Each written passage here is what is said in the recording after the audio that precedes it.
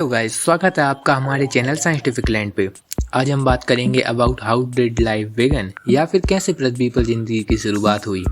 तो कभी कभी हम इंसानों का ईगो थोड़ा सा बढ़ जाता है और हमें ऐसा लगता है कि हमें सब पता चल चुका है कि हम यूनिसेल्युलर ऑर्गेनिज्म से मरीन लाइफ में कैसे ट्रांसफॉर्म हुए और उससे आगे बढ़ते गए। पर देखो यार, अपना ऐसा पर्सनालिटी ही बन चुका है। वैसे जैसा कि आप जानते ही होंगे, ego is bad and science has no place for ego. आपने कई बायोलॉजिस्ट से भी ये एडमिट करते हुए सुना होगा कि यूनिसेल्युलर लाइफ के जस्ट पहले के फेज के बारे में हमें ना के बराबर पता है। इसलिए ये कहना कि हम लोगों को लाइफ के बारे में सब पता चल चुका है एकदम ही ईगोइस्टिक और गलत अप्रोच होगा। तो फिर पॉइंट पे आते हुए, लाइफ कैसे शुरू हुई, इसका answer the famous biologist JBS Haldane ने अपनी बुक व्हाट इज लाइफ में लिखा था। I am not going to answer this question. Actually ये मैं नहीं कह रहा, ये उन्होंने अपनी बुक में लिखा था। तो आप इस सेंटेंस को समझकर ये बात समझ ही सकते हो कि हम किस लेवल की कॉम्प्लेक्स बातें करने वाले हैं। बट अपना तो पर्पज ही यही है, साइंस को इजी बनाना और इंडिया में एक top tier science community establish करना। तो why waste the time, let's jump right into it. हमेशा की तरह हम लोगों ने इस वीडियो को भी कुछ हिस्सों में बांट रखा है ताकि आप आसानी से समझ सको। सबसे पहले तो हम बात कर लेंगे early research on the life, फिर हम बात करने वाले हैं हिस्ट्री ऑफ अर्थ, फिर हम बात करेंगे about psychological dilemmas on the topic of life, और फिलोसफिकल डिबेटेबल और नॉन इम्पोर्टेंट क्लटर्स को भी क्लियर करके एक साइंटिफिक अप्रोच पकड़ेंगे। और साइंटिफिक अप्रोच को लेके हम आगे बढ़ते रहेंगे और एक्सप्लोर करेंगे about the different possibilities on how did life began. In the end तो हम इंसानों ने कुछ इतना अच्छे से फिगर आउट नहीं कर पाया है, इसलिए हम आप व्यूअर्स पर छोड़ देंगे कि कौन सा पॉसिबिलिटी से आप एग्री करते हैं और कौन सी से नहीं। So without wasting any further time, let's get right into. हम बात करेंगे about the early research on the topic. Biology का नाम सुनते ही पहले लोगों के मन में डार्विन सर जी का चेहरा आता है। बट वेट भाई लोग, डार्विन को छोड़ के भी बहुत सारे अच्छे बायोलॉजिस्ट रह चुके हैं, तो उनके साथ तो नाइंसाफी नहीं होनी चाहिए। तो उनमें से ही एक बहुत इंटेलिजेंट प्राणी थे, स्टैनली मिलर, जिन्होंने 1952 में एक एक्सपेरिमेंट किया ये देखने के लिए कि अर्ली अर्थ पे लाइफ नॉन लिविंग मैटर से अपने आप कैसे इवॉल्व हो गया। तो उन्होंने किया क्या, उन्होंने सिंपली कुछ केमिकल्स लिए जो कि उस टाइम पे, यानी जब लाइफ स्टार्ट ही हुआ था, पृथ्वी पर मौजूद थे। जिनमें से कुछ सिंपल थे, मीथेन, हाइड्रोजन, नाइट्रोजन। उन्होंने ये सारे केमिकल्स का मिक्सचर लिया, उसे एक ट्यूब में डाला और ट्यूब को इलेक्ट्रिसिटी से फुल टू पेल दिया। फिर उन्होंने इसी मिक्सचर को एक नॉर्मल गर्म टेम्परेचर पे कुछ देर तक रखा और फिर अपने मिलर सर जी को मिले amino acid, the building blocks of life.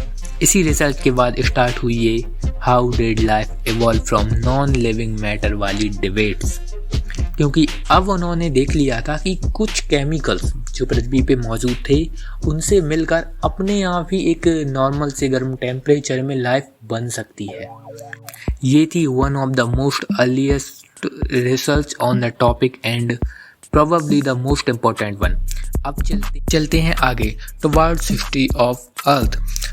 इस हिस्ट्री को टोटली एक्सप्लेन करने से पहले हमको इसके स्केल के बारे में जानना होगा। हम बात कर रहे हैं on the geological time scale. इस जियोलॉजिकल टाइम स्केल को बांटा गया है ऑन इयॉन्स, और इयॉन्स को बांटा गया है एराज में, और एराज को बांटा गया है पीरियड्स में। तो हम ज़्यादा डीप जानेंगे नहीं, मैं बस आपको कुछ चार्ट्स दिखाऊंगा और इन सारे इयॉन्स और टाइम स्केल के बारे में थोड़ी सी बात करूंगा। इससे हमें अच्छे से पता चल जाएगा कि life as we know it started begin. तो टोटल में है 4 इयॉन्स।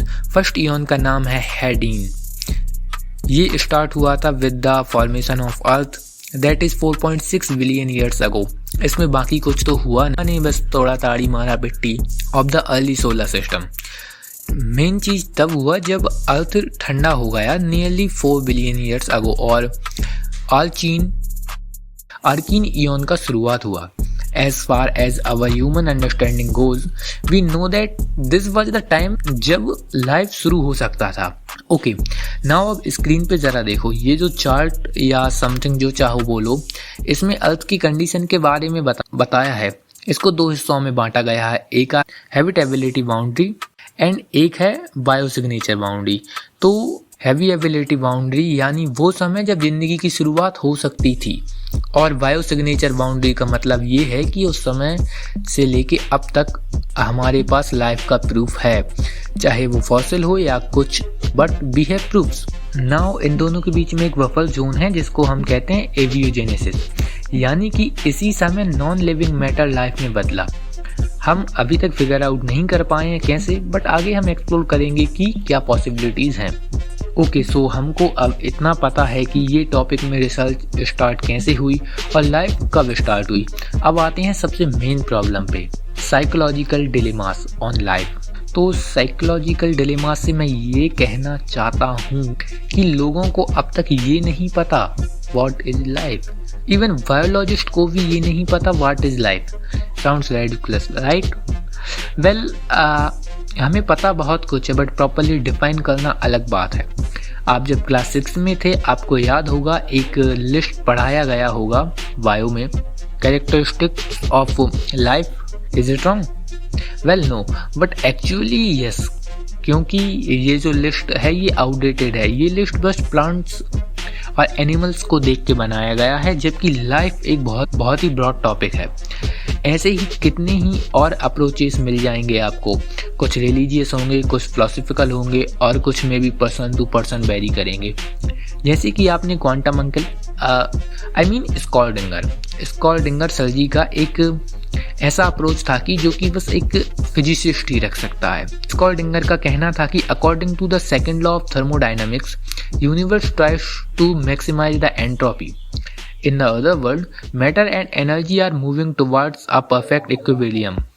So life का इससे क्या लेना देना है, क्योंकि लिविंग सेल्स के अंदर बहुत ही ऑर्डर और कॉम्प्लेक्सिटी होती है। इन अदर वर्ड, लाइफ एक स्ट्रगल की तरह है। Life is a struggle against equilibrium, the preservation of this equilibrium. मैं मानता हूँ यहाँ पे बहुत लोगों को समझ नहीं आया होगा, बट मैं मेन पॉइंट ये है कि लाइफ के बहुत डेफिनेशंस हैं, ऑलमोस्ट 1 2 3। मानना है कि हम क्वेश्चन ही गलत पूछ रहे हैं। Wait what? अब तक मैं क्या कर रहा था? रुको, लेट मी एक्सप्लेन यू। जब मैंने पहली बार सुना था मुझे भी फ्रस्ट्रेशन ही हुई थी। तो मोस्ट ऑफ द बायोलॉजिस्ट का ये मानना है कि लाइफ एक ऐसी चीज नहीं है जो किसी लिविंग थिंग के पास होती है, बल्कि लाइफ एक ऐसी चीज है जो लिविंग थिंग्स करती हैं। Shocking, right? तो इतना ज्ञान ठूसने के बाद टाइम आ गया है cut the clutter and get the better definition and the set of rules of being alive. जैसे कि हमको पता है कि हर डेफिनेशन कुछ ना कुछ मिस कर देती है। सो अभी के लेटेस्ट और मोस्ट क्लियर डेफिनेशन से ये निकल के आता है, life began the moment molecules started to reproduce and evolve by natural selection. तो अब ये क्या कहा हमने वो अच्छे से समझते हैं, और ये क्यों बेटर है वो मैं आगे समझाता हूँ। तो यहाँ पे हमने बात की नेचुरल सिलेक्शन, एवोल्यूशन और रिप्रोडक्शन की। अगर आप स्मार्ट होंगे तो आपने पहले ही स्कॉर्डिंगर की डेफिनेशन ऑफ लाइफ का वीक पॉइंट पकड़ लिया होगा, जो कि है कि वो एवोल्यूशन को एक्सप्लेन नहीं करता, बट ये बेटर डेफिनेशन बोथ एवोल्यूशन और रिप्रोडक्शन के बारे में बात करता है। स्टिल ये डेफिनेशन परफेक्ट नहीं है, क्योंकि ये उतना भी डेफिनेटिव आंसर नहीं देता। सो अब मैं बताता हूँ ये बाकी अप्रोचेस से बेटर क्यों है। So let's compare it with one of the most oldest approaches that life began in the primordial soup ponds approach को JVS चार्ल्स डार्विन ETC ने फॉलो कर रखा है। तब के scientist more of psychological dilemma में, ना कि साइंटिफिक डिलेमा में यकीन रखते थे। इन्हें पता ही नहीं था कौन सा क्वेश्चन पूछना सही है और कौन सा क्वेश्चन पूछना गलत है। इसलिए जितने डेटा पॉइंट्स उनके पास थे उन्होंने उसी से प्रीमोर्डियल सूप वाला स्पेकुलेशन किया।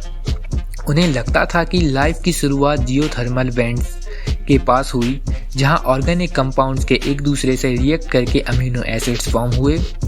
और अगर आपको नहीं पता मैं बता दूं, amino acids are super important of the creation of life. So ये अप्रोच ऐसा था कि हाउ डिड लाइफ बिगन, ना कि व्हाट इज लाइफ। अगर लॉजिकल सोचो तो अपना बेटर डेफिनेशन जो हमने व्हाट इज लाइफ पूछने के बाद मिला, वो somehow how did life began को भी आंसर करता है। So yes, the primordial soup theory can be right, but still इससे भी एबायोजेनेसिस पीरियड को फुली एक्सप्लेन नहीं कर सकते। और अब एक टोटली डिफरेंट अप्रोच, इसका नाम है पैनस्पर्मिया। पैन यानी all in Greek, as sperma means seed in Greek, sounds like sperm, yes.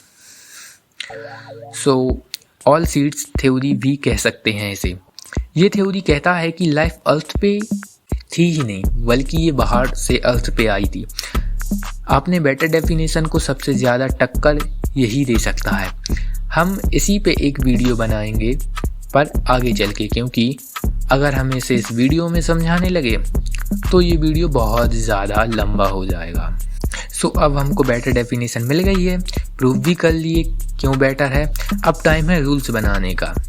So rules for being alive. So ये रूल्स जो हैं वो लार्जली ब्रोकन अप्रोचेस से ही डिराइव्ड हुए हैं, बट इनको कंपाइल बेटर वे में किया गया है।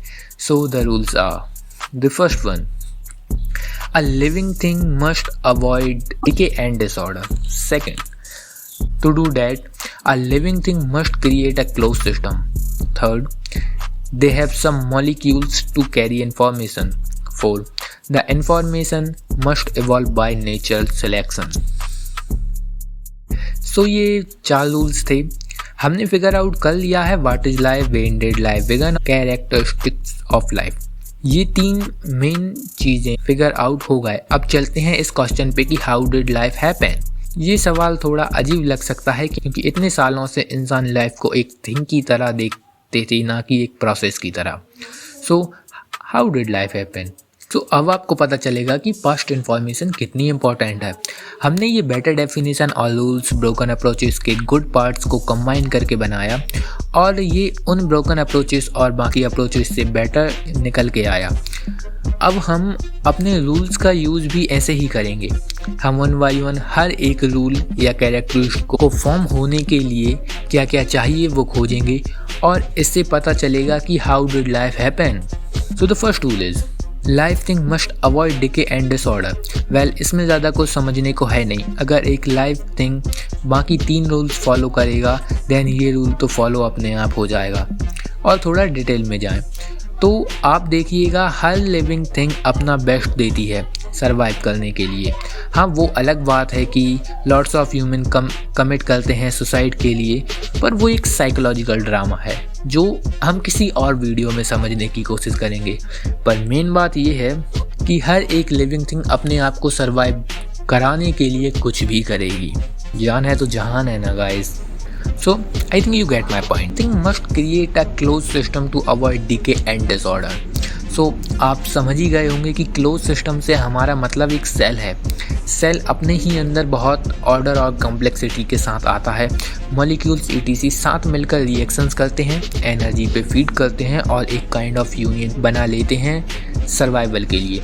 इतना समझ आ गया, बट ये क्लोज सिस्टम बनता कैसे है। प्रोटीन्स आपको बस एक न्यूट्रिएंट की तरह लगेगा, but it's a lot more. Proteins एक chain of folded amino acid, yes वही अमीनो एसिड जिसके बारे में पहले बात कर रहे थे। सो यहाँ पे प्रोटीन्स और अमीनो एसिड का क्या झोल है वो समझते हैं। सो प्रोटीन्स बनते कैसे हैं। सबसे पहले आपने जो सेल्स है वो DNA से RNA में जीन्स कॉपी करते हैं और फिर उस RNA को एक प्रोटीन मेकिंग ब्लूप्रिंट जैसे यूज़ करते हैं। यहाँ पे एक पैराडॉक्स आपको पता चलेगा, एक मुर्गी और अंडे वाला, क्योंकि आप देखिएगा DNA बनाने के लिए प्रोटीन चाहिए और प्रोटीन के लिए DNA। तो पहले कौन आया, मतलब कि पहले मुर्गी आई या फिर पहले अंडा आया, मतलब पहले DNA आया या पहले RNA आया। हम आपको समझाएंगे इसे एकदम इजी पीजी तरीके से। देखिए, आप DNA और प्रोटीन को टोटली भूल जाओ और RNA को कमाल दिखाने दो। RNA कंप्यूटर की रैम के जैसा होता है और DNA कंप्यूटर की हार्ड डिस्क की तरह। जैसे रैम बहुत काम आता है पर रैम मेन स्टोरेज नहीं होता, सेम केस RNA भी बहुत काम कर सकता है और डिफरेंट पैटर्न में फोल्ड हो सकता है। जैसे कि प्रोटीन लाइफ को बना सकता है और सारी केमिस्ट्री को अंजाम दे सकता है। RNA एंजाइम्स, राइबोसोम्स यही काम कर सकते हैं। इसलिए तो लेटेस्ट डेटा पॉइंट्स ये पॉइंट आउट करते हैं कि लाइफ आरएनए से बिगिन हुई। इससे फर्दर प्रूव करने के लिए मैं आपको ये बता दूं, आरएनए खुद को इवॉल्व भी करती है। मॉडर्न डे में आरएनए एंजाइम खुद को बार बार कॉपी करते हैं और चेंज भी करते हैं। सो यहाँ पे आपने 3 रूल्स दैट इज 2 and 3 और 4 सेटिस्फाई हो गए, बट बाकी 2 के लिए हमें एक क्वेश्चन पूछना पड़ेगा। हाँ, फिर से वही question, where did life begin. अगर हम सिंपली सोचें तो लाइफ आइदर अर्थ पे ही शुरू हुई या फिर बाहर से भी आई। तो देखो, सिंपली सोचो, हमारे पास 2 अप्रोचेस हैं। एक की लाइफ पृथ्वी पे ही शुरू हुई और दूसरी की लाइफ बाहर से आई। तो हम पहले दूसरी अप्रोच को समझने की कोशिश करते हैं। इसके लिए मैं पहले ही बता दूं, ये अप्रोच बिल्कुल गलत है, क्योंकि बिल्डिंग ब्लॉक्स ऑफ लाइफ हर जगह है पृथ्वी पर, तो पॉसिबिलिटीज आर वेग। नंबर 2, ये ओरिजिन ऑफ लाइफ को एक्सप्लेन ही नहीं करती, बस उसको यहाँ से वहाँ मूव करती है। तो अब आते हैं नंबर 1 अप्रोच पे कि लाइफ अर्थ पे ही फॉर्म हुई। ये कहाँ से शुरू हो सकता है? अभी सबके मन में आए प्रीमोर्डियल सूप वाला आइडिया। यस, वो ट्रू है, बट एक प्रॉब्लम है। सूप अपने आप में कुछ नहीं कर सकता, बाहर की एनर्जी तो चाहिए ही। तो किस तरह की एनर्जी से ये सब शुरू हुआ? अपने सेल्स में झांकने का टाइम आ गया है। हमारी सेल्स एनर्जी कैसे बनाते हैं और उसे यूज कैसे करते हैं? Actually ATP molecules. ATP balance के लिए अपने सेल का एक वाटर व्हील जैसा सिस्टम है। एक सेक्शन से दूसरे सेक्शन में हाइड्रोजन के प्रोटॉन्स को ये पंप करके एटीपी और बाकी सब बनता है। तो अब क्वेश्चन है, ये हाइड्रोजन पंप चलता कैसे है? हम मॉडर्न इंसान अपने खाने को जला के हाइड्रोजन पंप को ऑन रखते हैं, बट पहले लाइफ फॉर्म ऐसा नहीं कर सकते थे। So how? Answer is deep sea geothermal vents. ये वेंट्स क्रस्ट के नीचे और क्रस्ट का मैटर जो सुपर हॉट मैटर होता है उसको बीच बीच में छोड़ते हैं, और ये वेंट्स के पास वाटर लिविंग और water heating molecules jam ETC बना लेते हैं। और वो जो वेंट्स हैं उनके माइक्रोस्कोपिक होल्स होते हैं। उन होल से नेचुरल हाइड्रोजन आयंस निकलते हैं, जो हम टोटली फिगर आउट कर लिए कि लाइफ शुरू हुआ था जियोथर्मल वेंट्स के पास। और जो सूप है वो इसी जियोथर्मल वेंट्स की वजह से बनता है। फिर वो जो मॉलिक्यूलर चेन है उनके बबल इन माइक्रोस्कोपिक होल से चिपक जाते हैं ड्यू टू वेरियस रीजंस। अब उतने डीप में जाएंगे तो वीडियो और लंबा हो जाएगा। बस इतना समझ लो कि ये मॉलिक्यूल चेन वहाँ से चिपकते हैं और जो नेचुरल बैंड्स हैं उनमें से तो हाइड्रोजन अपने आप पंप हो रहा है। सो ग्रेजुअली ये मॉलिक्यूलर चेन RNA बने, सारा केमिस्ट्री किया और लाइफ की शुरुआत हुई। So that's it. हमने बहुत कुछ सीखा आज, बस एक क्वेश्चन बचा, वाई? बट ये चीज़ साइंस के बाहर है। ऐसे ही बहुत छोटे गैप्स हैं हमारे इन आइडियाज़ में। और अगर आप एक बात क्लियर कट खोज रहे हो about the origin of life, then trust me, तुम्हें ये आंसर नहीं मिलेगा। लाइफ एक ऐसा चीज़ है जो बस हो जाता है।